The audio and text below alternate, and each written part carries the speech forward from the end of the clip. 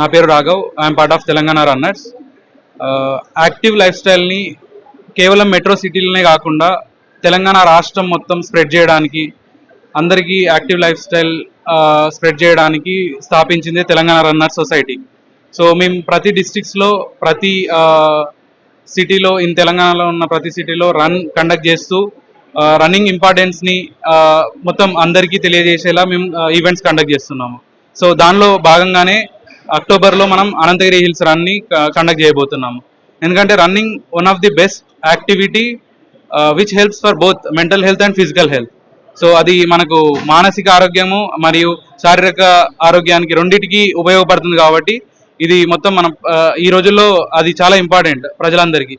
కాబట్టి దానిలో భాగంగానే తెలంగాణ రన్నర్స్ సొసైటీ వర్క్ చేస్తుంది.